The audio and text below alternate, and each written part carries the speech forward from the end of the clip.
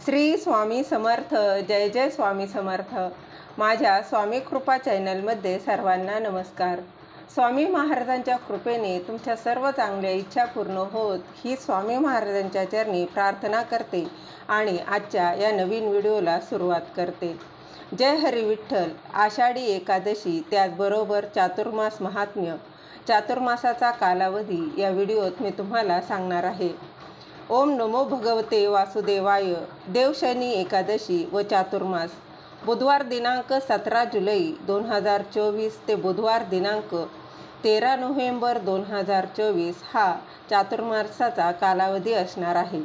तर याविषयी अधिक माहिती जाणून घेण्याआधी तुम्ही माझ्या स्वामी कृपा चॅनलला सबस्क्राईब नक्की करा. येत्या बुधवारी म्हणजेच 17 जुलै 2024 रोजी देवशयनी एकादशी आहे. हिलाच आषाढी एकादशी किंवा पद्मनाभा एकादशी असं सुद्धा म्हटलं जातं. आषाढी एकादशी व कार्तिकी एकादशी आपण मोठ्या एकादशी म्हणून जवळपास सर्वच जण उपवास करतो.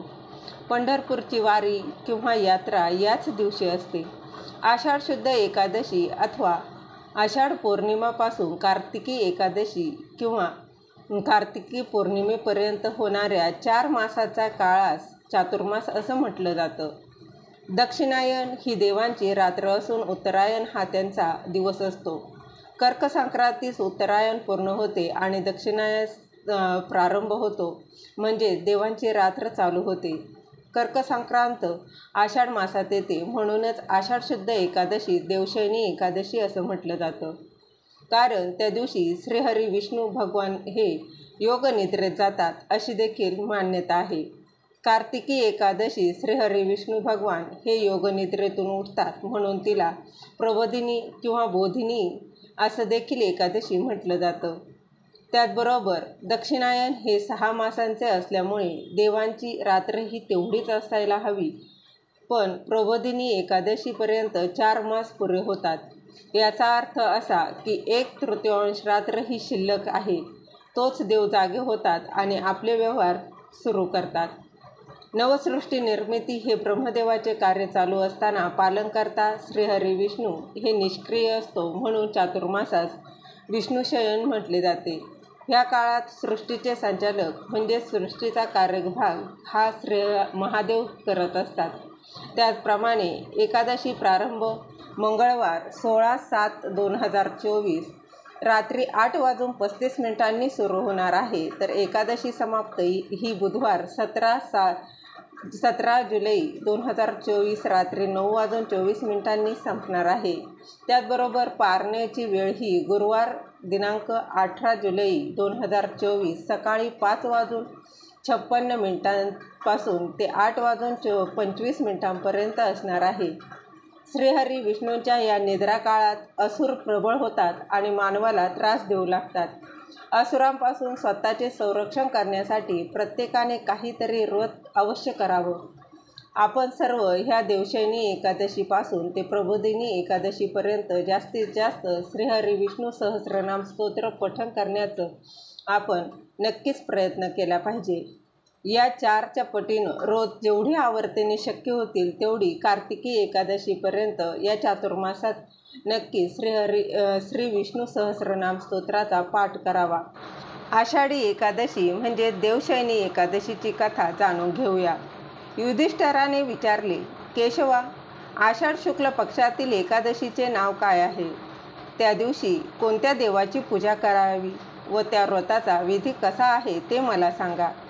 श्रीकृष्ण म्हणाले, हे पृथ्वीवरचे पालन करणाऱ्या राजा, जी कथा पूर्वी ब्रह्मदेवाने नारदाला सांगितली तीच आश्चर्यकारक कथा मी तुला सांगतो. नारदाने विचारले, पित्या ब्रह्मदेवा, आषाढाच्या शुक्ल पक्षातील एकादशीचे नाव काय आहे व तिचे महात्म्य काय आहे ते मला सांगा, कारण मला विष्णूची आराधना करायची आहे. ब्रह्मदेव म्हणाले, कलियुग आवडणाऱ्या मुनिश्रेष्ठा, तू चांगले विचारलेस. तू खरोखरच वैष्णव आहेस. त्रैलोक्यामध्ये एकादशीसारखे दुसरे पवित्र व्रत नाही. हे व्रत पुण्यकारक असून ते पापांचा नाश करते व सर्व इच्छा पूर्ण करते. ज्या मनुष्यांनी जन्माला येऊन हे व्रत केले नाही त्यांना खरोखरच नरकाची इच्छा आहे असं समजावं. आषाढ महिन्यातील शुक्ल एकादशी पद्मा किंवा शयनी या नावाने प्रसिद्ध आहे. ऋषिकेशाच्या प्रीतीकरता या एकादशीचे उत्तम व्रत जरूर करावं. आता मी तुला या एकादशीची पुराणातील कथा सांगतो. ही कथा ऐकल्यानेही महापापाचा नाश होतो. पूर्वी सूर्यवंशामध्ये माधांत नावाचा राजा होता. तो चक्रवर्ती, सत्यप्रतिज्ञ व प्रतापी होता. तो आपल्या प्रजेचे पालन धर्माचे व स्वतःच्या औरस पुत्राप्रमाणे करीत असे. त्याच्या राज्यात कधीही दुष्काळ पडत नसे व कोणालाही कसल्याच व्याधी नव्हत्या. राजा म्हणाला, तपश्चर्या करणाऱ्या त्या शूद्राने माझा काहीच अपराध केलेला नाही. तो निरपराध असताना मी त्याला मारणार नाही. तरी दुष्काळ नाहीसा होण्यासाठी मला एखादा धार्मिक उपाय सांगा. ऋषी म्हणाला, राजा असे असेल तर तू आषाढ शुक्ल पक्षातील पद्मा नावाच्या एकादशीचं व्रत कर. या व्रताच्या प्रभावाने तुझ्या राज्यात निश्चितपणे उत्तम वृष्टी होईल. ही एकादशी सर्व सिद्धी देणारी आहे व सर्व उपद्रवांचा नाश करणारी अशी आहे. राजा, तू आपल्या परिवारासह व प्रजाजनांसह या एकादशीचं व्रत कर. मुनींचे हे म्हणणे ऐकून राजा घरी परतला आणि आषाढ महिना आल्यावर त्याने पद्मा म्हणजे शयनी एकादशीचं हे व्रत केलं. ब्राह्मण, वैश्य, शूद्र या चारही वर्णांच्या प्रजनांनी हे व्रत केलं. राजा त्या सर्वांनी असे सांगून करण्यात आले आणि हे व्रत करताच मेघांची वर्षा सुरू झाली. सर्व पृथ्वी जलाने भरून गेली व थोड्या दिवसातच तेथे पिकांनी शोभू लागली. ऋषिकेशाच्या प्रसादाने सर्व लोकांना सौख्य लाभले. याकरिता पद्मा एकादशीचे हे उत्तम व्रत अवश्य करावं. हे व्रत ऐश्वर व मुक्ती देणारं व सर्वांना सुखदायक असे आहे. या एकादशीचं महात्म्य वाचल्याने किंवा ऐकल्याने मनुष्य सर्व पापातून मुक्त होतो.